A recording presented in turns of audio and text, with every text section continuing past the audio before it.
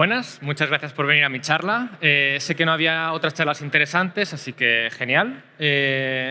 Mi nombre es César Alberca. Ya me ha troleado, hemos cambiado de portátil porque una charla troll, como no, tendría que ser troleada. Así que hemos empezado así. Y bueno, la charla va de cómo hacer código que haré vomitar una cabra. Estoy harto de las presentaciones y charlas inspiracionales de cómo hacer código bonito, pulcro, clean code y estas cosas. Se acabó, o sea, basta ya. Entonces, os voy a enseñar todo lo contrario. De hecho, muchos de aquí, por vuestras caras, presumo que sois expertos en este tema. Alguno incluso podría dar esta charla mejor que yo. Y bueno, estaría bien. Si queréis subir, yo me siento, me tomo un café o algo. Y bueno, me presento, además de esto, lo que pone en LinkedIn, pues que si arquitecto de frontend y cosas así, un poco, bueno. También me dedico al podcast, tengo un podcast, que es lo que se lleva ahora, y también Codemotion Ambassador, embajador, vaya, que hemos dicho que la charla iba a ser en español. Ambassador, embajador, ¿vale?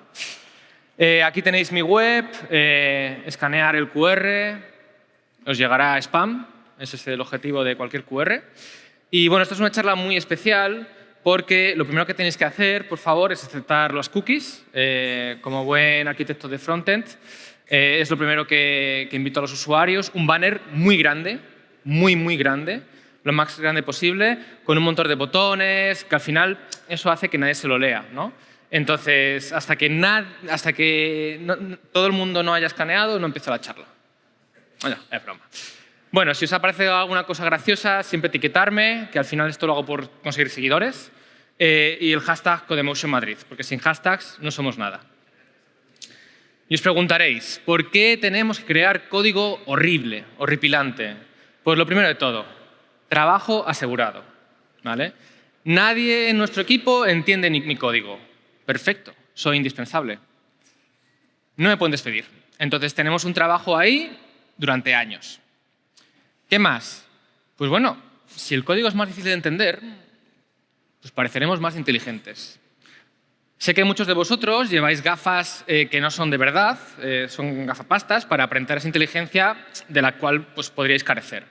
Entonces, el código tiene que acompañar este posturismo, ¿no?, que tenemos. Así que esto hace que luego pueda incrementar los salarios y uno que se pueda postular como arquitecto, que es el escalafón más alto.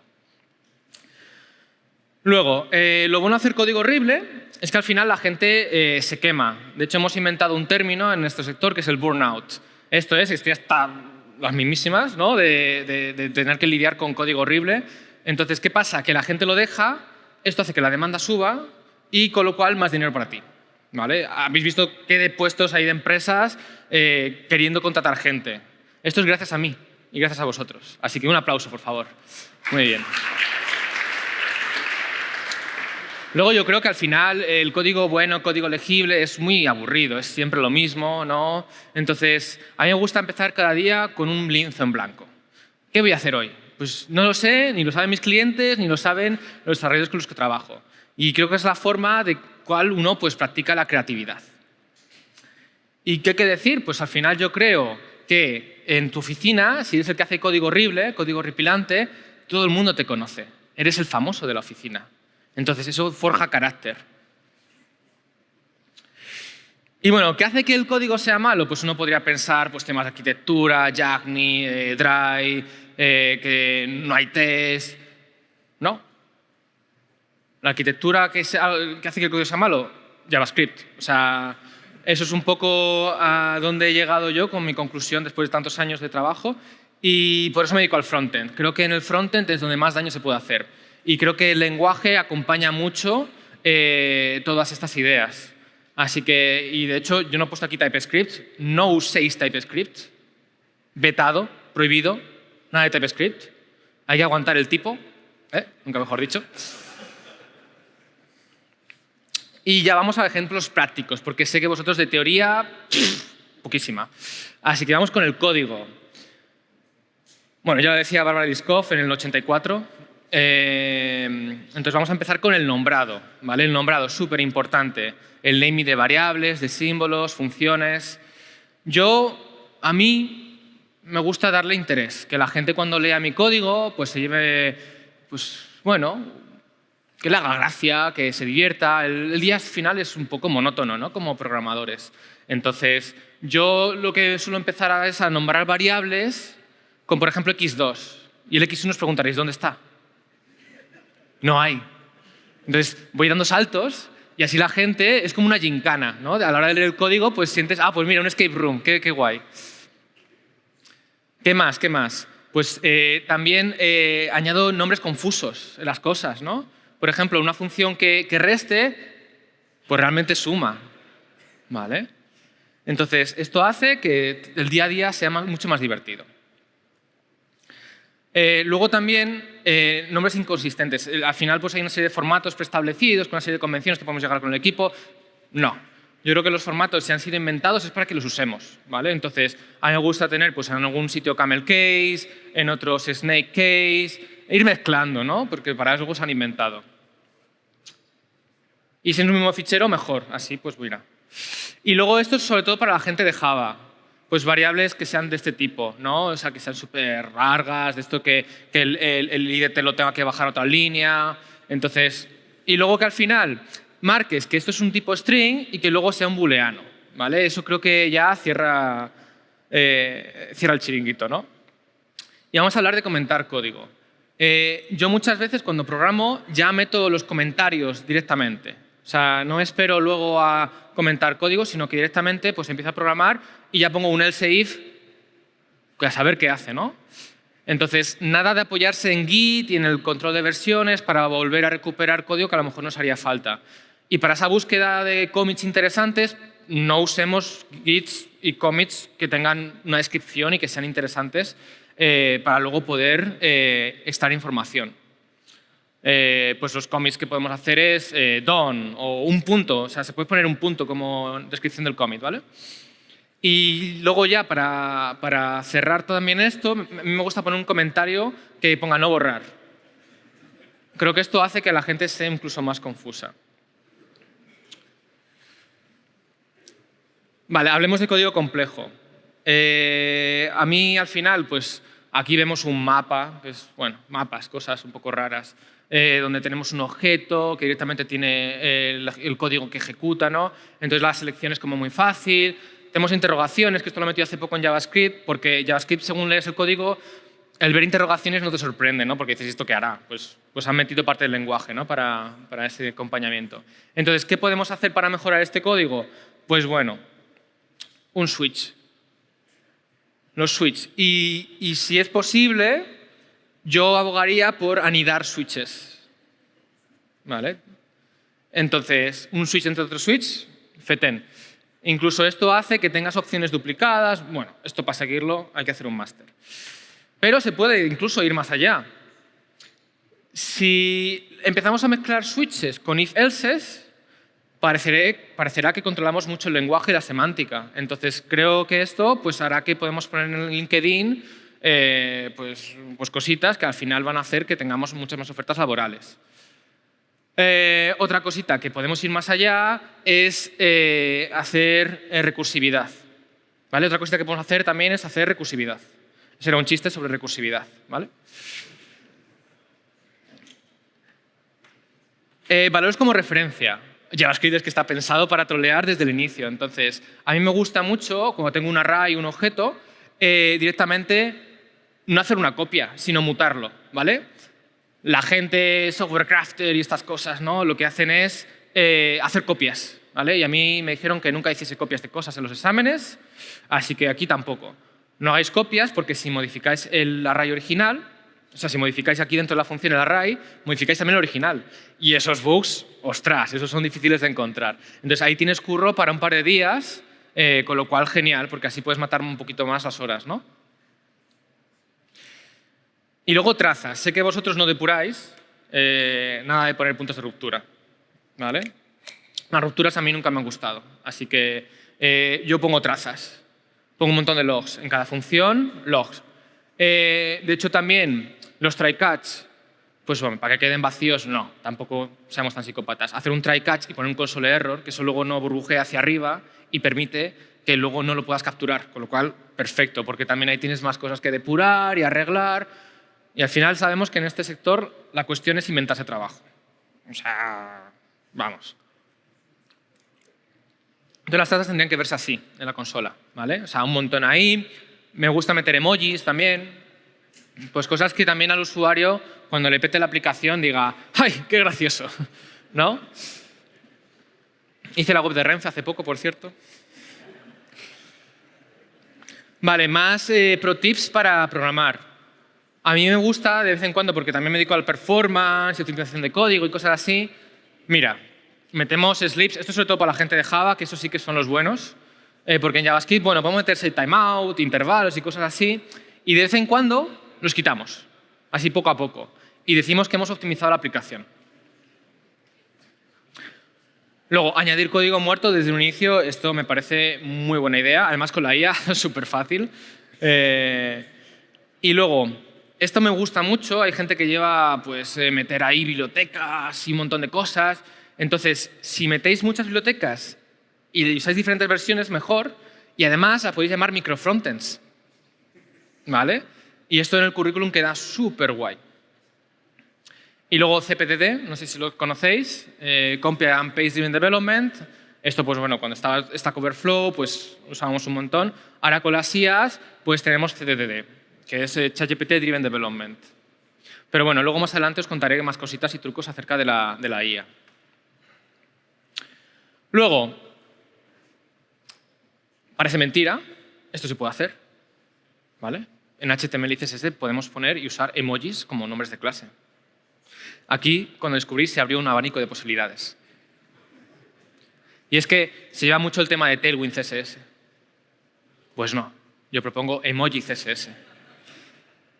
Entonces, a mí, mi objetivo en el día a día es abrir un HTML y bueno, ver que la creatividad que usan, ¿no? Los desarrolladores y la gente que maqueta, que dice que eso es programación. Olvidaos. Entonces, vamos, o sea, no hay más que decir. Luego, HTML. Pues otra cosa que, bueno, esto tampoco hay que mirarlo mucho, total, no hace falta. Bueno, Tim Berners-Lee, esta cita también es real.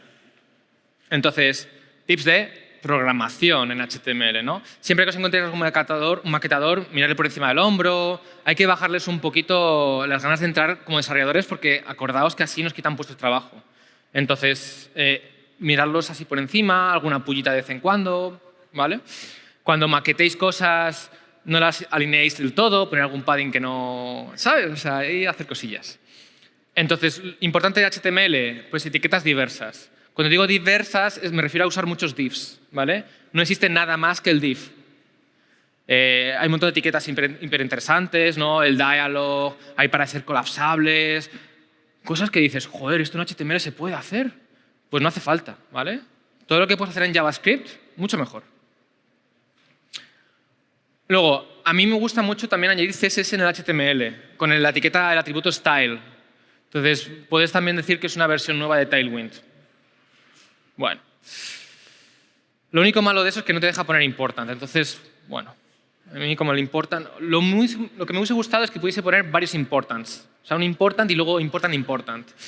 Pero bueno, a lo mejor hago una propuesta al comité dentro de poco.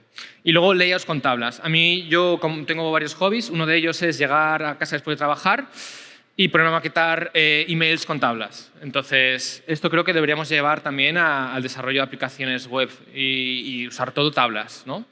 Tantas cosas como grid y flexbox, olvidaos. Y variables tampoco usemos, ¿vale? Nada.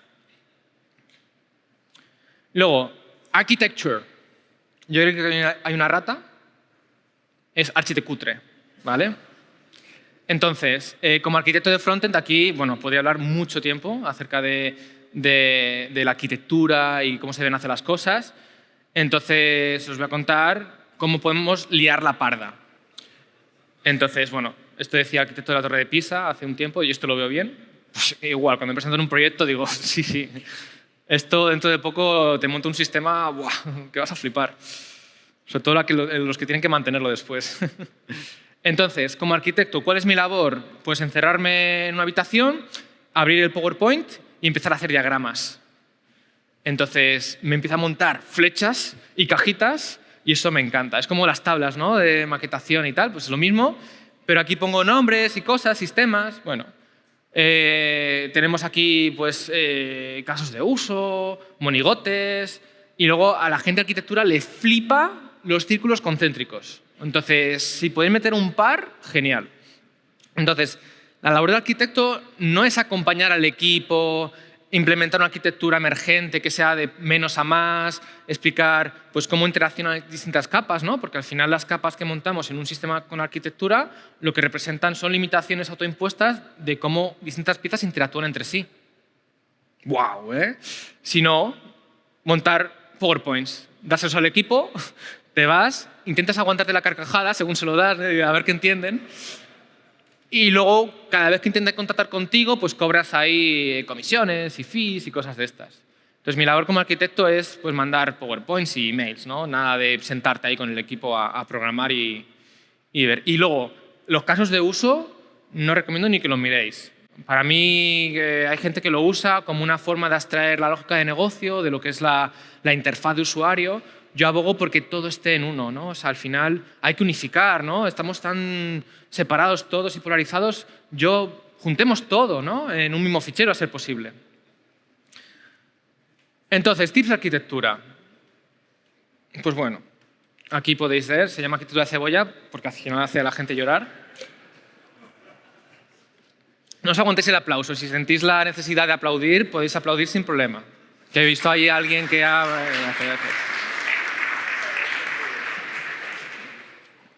Así luego en el vídeo suenan que hay aplausos y tal. Luego, cuantas más capas, mejor.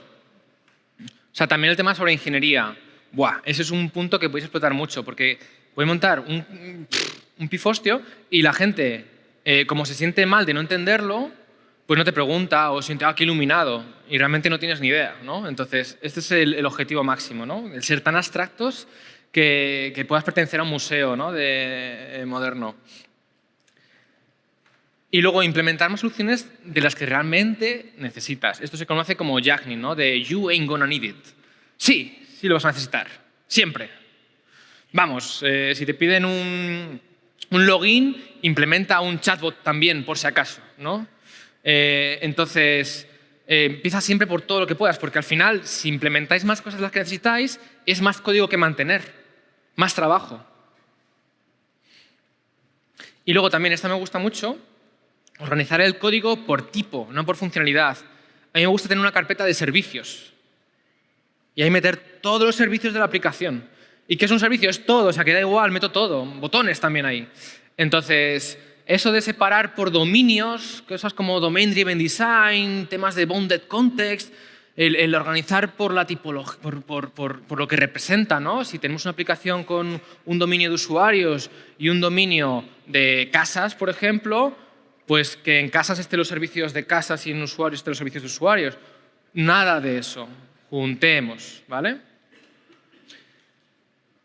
Y bueno, cuando explica arquitectura, habla mucho y no digas nada realmente, ¿vale? Y a esto realmente se le llama arquitectura, ¿vale? Hay muchos chistes con arquitectura, ¿eh? ¿Has visto? ¿Cómo vamos de tiempo? ¡Uy, qué bien! Bueno, cuando me preguntan, bueno, he vendido la moto, ¿no?, de un sistema súper complejo, Design System, hay mucha pasta también. Design Systems se los vendes aunque no haga falta, ¿vale? Y bibliotecas de arquitectura con cosas así súper chulas, ¿no?, que realmente no hacen falta. Entonces, me preguntan, ¿cuánto va a estar esto? Entonces, yo ahí os voy a recomendar una serie de herramientas para estimar. Random.org. Ahí podéis poner un inicio de fecha, fin de fecha, os da un numerito y eso es lo que le dices al cliente. Y bueno, ya pues lo implementaréis o se lo mandaréis haréis outsourcing, ¿no?, que se dice. ¿Preguntas? ¿No? Bueno, seguimos. Documentación. Un tema muy importante. Hay que saber que tenemos que documentar todo, dejarlo todo bien escrito. Y bueno, sobre todo los comentarios que ponemos en código deberían orientarse a por qué está hecho de esta manera y no tanto el qué hace, ¿no? Pero a mí me gusta, pues bueno, reiterarme, ¿no? Y al final, si tengo una variable que se llama usuario, pongo un comentario que pone usuario, ¿no? Y bueno, sobre documentación me ha parecido que lo más realista para representar lo que tenemos que hacer de documentación es dejar una slide en blanco, ¿vale? Así que como documentación esto es un buen ejemplo a seguir. 0. ¿Verdad? Sí. Muchas gracias. Testing.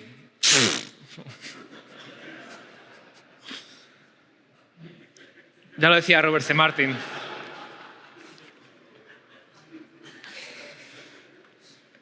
¿Qué decir? Yo el único tip que os voy a enseñar bueno, os voy a decir también varios más tarde. El principal. ¿Cómo engañar a la cobertura? ¿Vale? Si tenemos un test y Dios no lo quiera, no entremos en un equipo que haga TDD, que eso significa hacer el test primero antes que la implementación. De esa forma tienes una serie de funcionalidades más acotadas, empiezas de menos a más, los tests ya quedan hechos, porque sabemos que, y sobre todo vosotros, que dejamos el test para el final y nunca lo hacéis, cabritos. Entonces, seguir esa línea, por favor. Un describe que describa el contexto del test, un it que diga lo que debería hacer el test.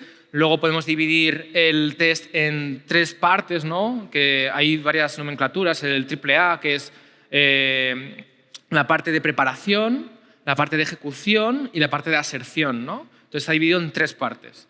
De esa forma pues es más fácil de leer. Luego podemos implementar temas como los modders, que es una herramienta que me permite crear conjuntos de test, que esto inventó el tío Bob que es un pesado. Entonces, dentro de un test, pues esto funciona, se testea, hace la aserción bien, y esto nos marca que la cobertura es del 100%. Pero a que no sabíais, si la aserción ponemos expect true to be true, la cobertura sigue siendo del 100%. Solo que este test ya no hace nada. Con lo cual, perfecto, porque podemos vender la moto de que tenemos test, que eso hace que podemos cobrar más, cuando realmente los tests no valen nada. Ay, perfecto. Y de hecho, JavaScript, siendo JavaScript, pues no me extrañaría que algún día este test fallase. Así que, por si acaso, no está mal. Luego, los tips de testing. Pues yo al final no estoy para gastar el tiempo. Si yo no sé lo que hace un test y por qué falla, pues sáltatelo. Para eso han puesto el skip, ¿vale? Ya lo mirará el junior del equipo, que para eso están.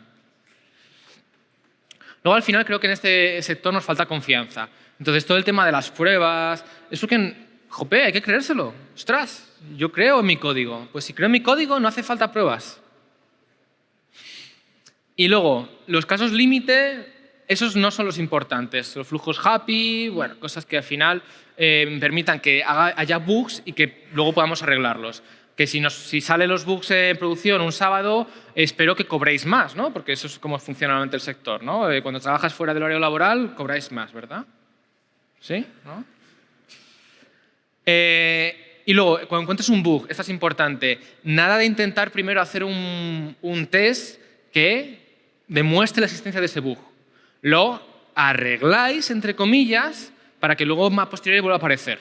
Y así es un bug conocido, ya pues tenéis cierta amistad, entonces, pues bueno, al final es mucho más familiar. Y luego esta también es muy buena, con el tema de integración continua, que no os recomiendo para nada. Los tests, si se ejecutan solamente en un orden específico, vais a gastar mucho tiempo de la gente, incluido el vuestro, con lo cual genial para inventaros más trabajo. Y bueno, si evitáis moquear el tema de fechas para que en distintos servidores de distintas zonas horarias empiecen a fallar y no sepas por qué, también genial la idea. Y luego UI, UX, aunque hace poco la Real Sociedad Española de la Lengua realmente determinó que esto se pronunciaba de otra forma. Es realmente UI, UX, ¿vale? Entonces, bueno, ya lo decía la Madre Teresa en el 44, un píxel más a la derecha. Y bueno, yo aquí lo que quiero enseñaros es ejemplos de buenas interfaces de usuario. Entonces, vamos a empezar con la primera.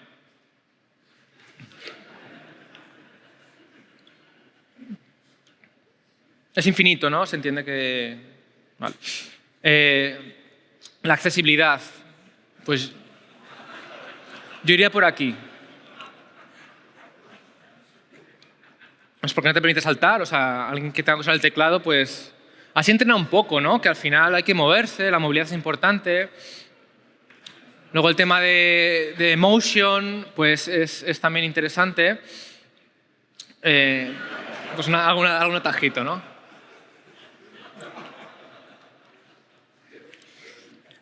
Y luego yo para mi newsletter esto es lo que uso también.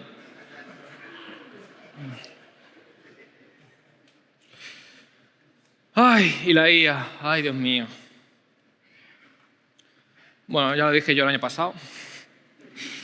Estamos jodidos. Pero bueno, nos quedan unos pocos años, ¿no? De intentar aprovechar al máximo la IA para generar código horrible, porque encima es más rápida que nosotros, entonces podemos ahí generar 24 horas una bola de código ahí terrible, ¿no? Entonces, aprovechemos este momento tan interesante en el tiempo para generar el mayor código legacy que podamos para que de alguna forma, con suerte, nos llamen para intentar recuperar ese código, ¿no?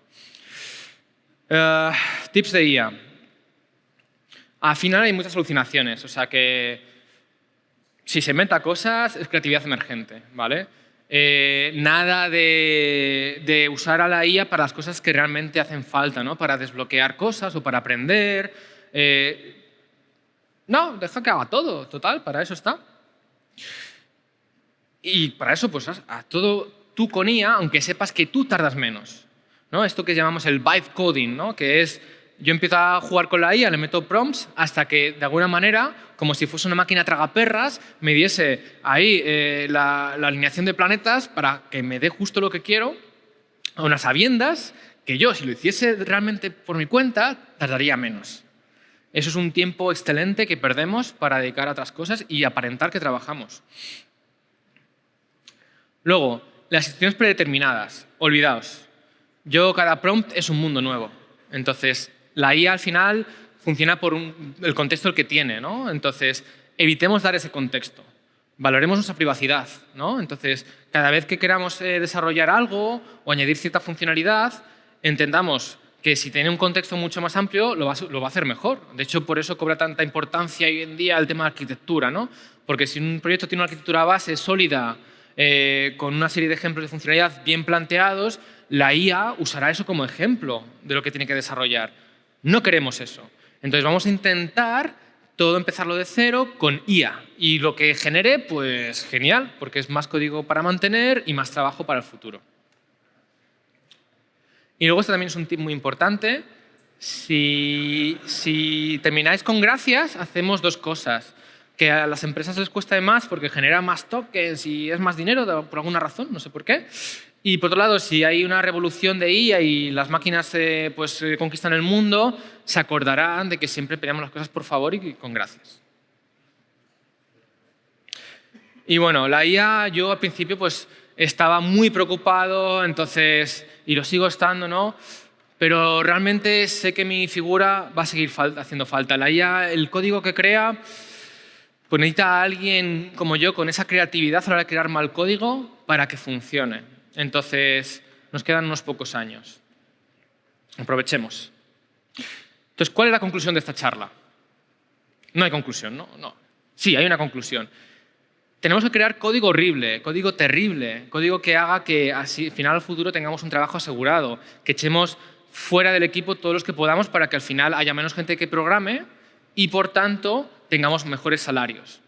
Entonces, la conclusión del desarrollo que estoy planteando es que al final la gente que tengamos en el equipo que dice ser programadora, por ejemplo, Ana, con 23 años de edad y 2 años trabajando, pues tenga la siguiente pinta, ¿no? Porque con todo el estrés que le hemos generado, pues al final esto se empieza a notar, ¿no? Y luego los echamos por edadismo y cosas de estas, así que también es otro tema que podríamos hablar muy interesante. Y os vais a reír, pero esta charla se ha convertido en un libro. No es broma, parecería broma, pero no. Entonces, pues sí, así con las jajas, pues aquí tenéis un libro. Esta charla es para vender el libro. Es literalmente, vengo a hablar de mi libro, o sea que me parecía brutal poder presentarlo aquí. Se va a publicar dentro de poco. No va a haber descuentos, ¿por qué va a haberlos? O no sé, ya veremos. Esperemos que haya buen marketing. Aquí podéis escanearlo, tenéis un newsletter que suscribiréis y os empezarán a mandar un montón de spam que vais a flipar.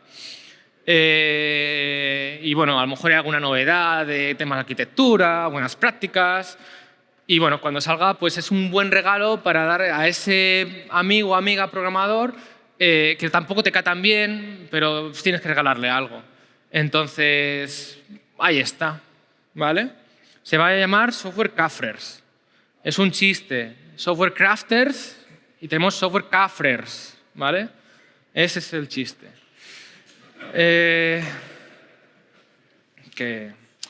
Y bueno, sé que vosotros sois unos expertos en todo lo que he hablado. Sé que vosotros tenéis muchas ideas, habéis hecho esto implementando en un montón de clientes. Por eso os vais cada 2 años y os cambiáis de trabajo, porque es que ya estaríais estirando mucho el chicle, os estarían descubriendo. Ahora con lo del Git Blame, pues claro, saben quién ha hecho este conjuro de código que parece, ¿no? Entonces, quería preguntar al público, querido público, ¿qué prácticas similares habéis implementado o visto de un amigo, por supuesto, en vuestros proyectos o en vuestro día a día? Os dejo aquí mis redes, mi Twitter, me mencionáis, me ponéis ahí prácticas, que esas ideas os las robaré para la segunda edición del libro.